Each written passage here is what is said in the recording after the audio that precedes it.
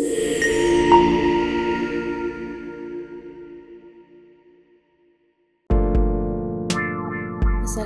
warahmatullahi wabarakatuh. Baik, pada kesempatan kali ini saya akan memaparkan video lifespan untuk memenuhi tugas akhir mata kuliah Psikologi Perkembangan Anak. Halo semuanya, perkenalkan nama saya Mitsa Nailul Misura, akrab disapa Mitsa. Saya lahir di Parepare, tepatnya pada tanggal 17 Agustus 2007. Saat ini saya sudah berusia 18 tahun dan saya merupakan anak bungsu dari 2 bersaudara. Sekarang saya sedang menempuh pendidikan sebagai mahasiswa Fakultas Psikologi Universitas Negeri Makassar tahun 2025. Pada video ini, saya memaparkan perjalanan perkembangan diri saya mulai dari masa prenatal hingga masa anak akhir. Melalui pembuatan video ini, saya berharap dapat lebih memahami bagaimana perkembangan manusia terbentuk seiring waktu, serta bagaimana faktor biologis, lingkungan, dan pola asuh dapat membentuk diri saya. Adapun sumber informasi dan hambatan saya, jadi untuk mengumpulkan informasi tentang perkembangan saya banyak bertanya ke mama, juga sedikit dari ayah saya.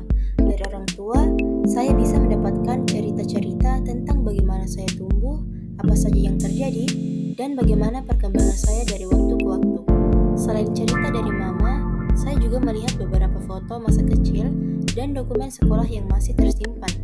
Tantangan terbesar dari proses ini adalah beberapa dokumentasi sudah tidak ada, seperti foto USG dan sebagian foto masa kecil saya. Jadi untuk beberapa bagian, saya benar-benar mengandalkan ingatan mama sebagai sumber utama.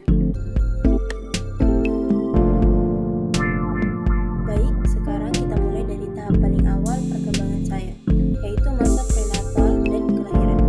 Dari cerita mama, masa kehamilannya berjalan cukup baik. Mama hanya mengalami mual sedang di awal kehamilan, dan ia tetap berusaha menjaga makan dengan mengonsumsi sayur, buah, karbohidrat, dan vitamin dari dokter. Ada satu kejadian yang cukup mengkhawatirkan, yaitu mama pernah terjatuh saat usia kandungan sekitar 3 bulan. Untungnya, setelah diperiksa tidak ada gangguan pada perkembangan saya. Mama tetap rutin kontrol ke dokter, meskipun sekarang foto SG-nya sudah tidak ada. Selama mengandung saya, mama bilang beliau merasa bahagia dan tenang, dan perasaan itu sangat berpengaruh pada bagaimana saya berkembang di dalam kandungan. Saya akhirnya lahir secara normal pada tanggal 17 Agustus 2007, sekitar jam 1 siang, dengan berat badan 1,5 kg. Berat lahir saya memang kecil, tapi proses lahirnya berjalan dengan lancar dan saya langsung menangis ketika keluar. Mama dan ayah bilang momen itu membuat mereka sangat lega dan bahagia. Kalau dikaitkan dengan teori Bronfenbrenner, perkembangan saya waktu itu berada di pengaruh sistem yang paling dekat, yaitu kondisi kesehatan dan lingkungan mama sendiri. Nutrisi, emosi, dan perawatan yang mama berikan menjadi faktor utama yang membentuk perkembangan awal saya bahkan sebelum saya lahir. Selanjutnya, masa bayi. Ketika saya lahir, saya termasuk bayi dengan berat badan yang cukup ringan, yaitu 1,5 kg, dan saya sempat dikaca beberapa bulan. Meskipun begitu, perkembangan saya berjalan dengan baik. Mama bilang saya jarang sakit ketika bayi dan kondisi kesehatan saya cukup stabil. Saya mulai tengkurap, duduk, dan merangkak sekitar usia 9 sampai 10 bulan. Setelah itu, di usia 11 bulan, saya mulai berdiri dan akhirnya bisa berjalan. Sejak bayi, saya sudah menunjukkan respon terhadap suara dan gerakan di sekitar saya. Saya mudah menoleh ketika mendengar suara orang rumah atau suara benda yang menarik perhatian saya. Dalam tahap ini, menurut Piaget, saya berada pada fase sensori motor, yaitu masa ketika bayi belajar memahami dunia melalui indera dan gerakan. Dan ternyata memang benar saya belajar banyak hal dengan memegang, melihat, mendengar, dan mengamati apa yang terjadi di sekitar saya. Perkembangan bahasa saya juga dimulai di masa ini. Kata pertama yang saya ucapkan adalah mama, dan saya mulai berbicara setelah lewat usia 1 tahun. Kata mama menjadi kata yang paling sering saya ucapkan. Pada sisi sosial emosional, waktu bayi saya suka digendong. Kalau tidak digendong, saya sering menangis. Mama bilang saya cukup cerewet dan sensitif sejak kecil. Saya mudah menangis saat ditinggal, tetapi cepat tenang ketika dipeluk atau didekatkan dengan orang tua. Menurut Erikson, masa bayi adalah fase trust versus mistrust, di mana rasa aman terbentuk dari hubungan yang dekat dan responsif dengan orang tua. Dan dari cerita mama, saya memang tumbuh dalam merasa aman dan nyaman berada di sekitar keluarga. Melihat kembali cerita-cerita ini, saya merasa bahwa masa bayi saya penuh dengan kehangatan, kedekatan, dan perhatian yang konsisten dari orang tua saya. Hal-hal kecil seperti sering digendong, dipeluk, dan ditenangkan ternyata menjadi fondasi penting bagi perkembangan saya di tahap-tahap berikutnya. Memasuki masa anak awal, saya tumbuh sebagai anak yang sangat aktif, humoris, dan punya imajinasi yang kuat. Saya suka sekali bercerita, bahkan sampai menakuti diri sendiri dengan cerita-cerita seram yang saya buat. Pada waktu itu, saya sering berkhayal dan membayangkan banyak hal di luar kenyataan, seperti tokoh cerita atau situasi yang saya buat sendiri, serta permainan simbolik yang sangat sesuai dengan tahap pra-operasional menurut Piaget, di mana anak mulai memahami dunia melalui imajinasi, bahasa, dan simbol. Dari sisi perkembangan motorik, kemampuan saya berkembang cukup pesat. Saya semakin lincah berlari, melompat, memanjat, dan bermain di luar rumah. Motorik halus saya juga mulai berkembang. Saya sudah bisa menggambar lebih rapi, memegang pensil dengan lebih terkontrol, dan melakukan kegiatan mandiri, seperti merapikan mainan atau membantu mama mengambil barang. Saya termasuk anak yang tidak bisa diam, selalu ingin mencoba sesuatu yang baru. Untuk perkembangan kognitif, saya dikenal sebagai anak yang cepat menghafal dan mudah menangkap hal-hal yang saya pelajari. Mama bilang, saya sering menghubungkan satu cerita ke cerita lain dan menyusun hal-hal sederhana dengan logika versi saya sendiri. Pada usia ini, saya juga mulai banyak bertanya, mulai dari hal sederhana sampai hal yang menurut saya aneh. Rasa ingin tahu saya sangat besar dan saya suka membuat humor dari apa yang saya lihat sehari-hari. Hubungan dengan keluarga juga semakin terbentuk di masa ini. Saya sangat dekat dengan ayah saya. Ayah saya adalah sosok yang hangat, bijaksana, dan humoris. Kami sering bercanda bersama, dan ayah selalu punya cara khusus untuk membuat saya tertawa. Kedekatan dengan ayah membuat saya merasa aman dan selalu didukung untuk bereksplorasi. Saya juga memiliki seorang kakak yang berbeda usia 3 tahun dari saya. Kami sering sekali bertengkar, berebut mainan, atau saling mengusiri satu sama lain. Tapi menurut saya, hal itu wajar dalam hubungan saudara. Justru melalui interaksi itulah saya belajar banyak hal tentang berbagi, mengalah, dan bernegosiasi. Dari kakak, saya belajar dinamika sosial pertama saya dalam keluarga.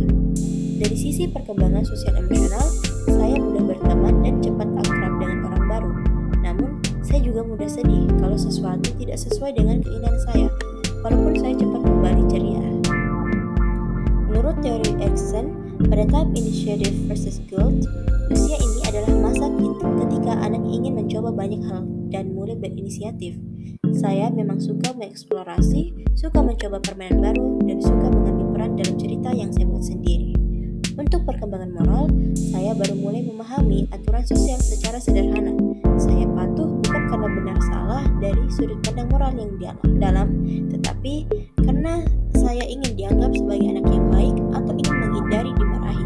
Misalnya, ketika saya menyembunyikan mainan kakak atau memanjat tempat yang tidak seharusnya, saya belajar bahwa ada perilaku yang boleh dan tidak boleh dilakukan melalui reaksi mama dan ayah. Pada tahap ini, pemahaman moral saya masih didorong oleh konsekuensi dan pujian sesuai ciri awal dari tahap prakonvensional. Selanjutnya memasuki masa SD atau dikenal sebagai masa anak tengah hingga akhir. Pada masa ini saya mengalami perkembangan yang cukup aktif dan penuh perubahan. Mama bilang saya tumbuh dengan cepat dan terlihat kuat untuk mengikuti berbagai aktivitas di sekolah. Di usia ini, saya mulai menunjukkan minat pada mata pelajaran tertentu. Saya sangat menyukai IPA dan bahasa Inggris karena saya merasa mudah paham dan tertarik dengan hal-hal yang ada di pelajaran itu. Sebaliknya, matematika menjadi pelajaran yang cukup sulit bagi saya, dan disinilah rasa percaya diri saya mulai goyah. Saya punya banyak teman di SD, dan salah satu kebiasaan saya adalah mentraktir teman-teman saya.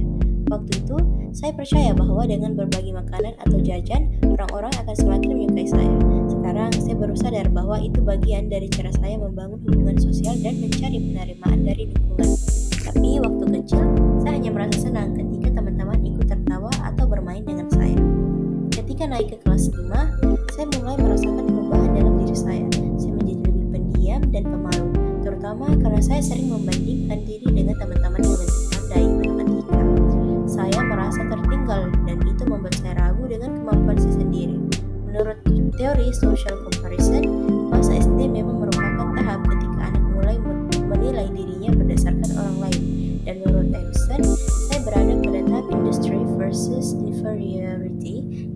masa ketika keberhasilan akademik dan dukungan lingkungan sangat memengaruhi rasa percaya diri. Dalam berpikir, saya juga mulai lebih logis. Saya belajar memahami hubungan sebab akibat dan aturan, bukan hanya imajinasi seperti masa prasekolah. Misalnya, saya mengerti jika saya belajar, maka nilai saya bisa naik. Ini sesuai dengan tahap konkret operasional menurut biasa, yaitu ketika anak SD mulai mampu berpikir realistis dan memahami aturan secara lebih rasional. Saya juga mulai belajar tanggung jawab dalam lingkungan rumah. Saya sering membantu mama mencuci piring, menyapu, dan membersihkan rumah. Tapi kalau jujur, waktu itu saya terkadang mengharapkan imbalan, seperti minta coklat setelah membantu atau berharap mama saya memberi uang jajan tambahan. Sekarang, setelah dipikir-pikir, perilaku saya waktu itu sangat sesuai dengan tahap perkembangan moral anak SD. Menurut Kohlberg, saya berada pada tahap pra-konvensional menuju konvensional, yaitu tahap ketika anak membantu atau menaati aturan karena ingin hadiah, ingin dipuji, atau ingin dianggap anak baik. Dan itu benar-benar menggambarkan saya. Namun, justru dari kebiasaan-kebiasaan kecil seperti itu, saya mulai belajar bahwa membantu orang tua bukan hanya soal imbalan, tetapi tentang peran saya dalam keluarga. Secara sosial emosional, saya cukup aktif di SD, saya mudah berteman dan cukup mudah berbaur dengan orang lain. Tetapi di kelas 5, karena rasa percaya diri saya menurun, saya menjadi lebih pendiam dan sering menarik diri. Meskipun begitu, saya tetap memiliki banyak teman dan tetap aktif dalam kegiatan-kegiatan sekolah. Ada juga pengalaman lucu dan tidak terlupakan, seperti ketika sepatu saya hanyut terkena banjir di sekolah. Masa anak tengah hingga akhir adalah masa transisi yang penting bagi saya. Di usia ini saya belajar tentang teman, tanggung jawab, rasa percaya diri, harga diri, dan arti dalam keluarga. Ada banyak hal yang saya pelajari baik dari sekolah, rumah, maupun dari pengalaman kecil sehari-hari. Setelah melihat kembali perjalanan perkembangan saya dari masa prenatal sampai anak akhir, saya jadi sadar bahwa banyak hal kecil yang selama ini terlihat biasa saja ternyata sangat berpengaruh dalam membentuk diri saya. Saya belajar bahwa perkembangan manusia itu tidak terjadi secara tiba-tiba, tetapi terbentuk dari pengalaman sehari-hari, pola asuh orang tua, lingkungan sekolah, dan cara saya menanggapi setiap situasi. Saya jadi lebih menghargai peran keluarga saya. Mama yang perhatian, ayah yang hangat dan humoris, dan kakak yang tumbuh bersama saya dengan segala dinamika manis dan pahit. Semuanya ikut membentuk saya menjadi diri saya hari ini. Dari perjalanan ini, saya menyadari bahwa saya masih terus berkembang, saya masih belajar, masih berubah, dan masih bertumbuh menjadi versi diri yang lebih baik dari waktu ke waktu.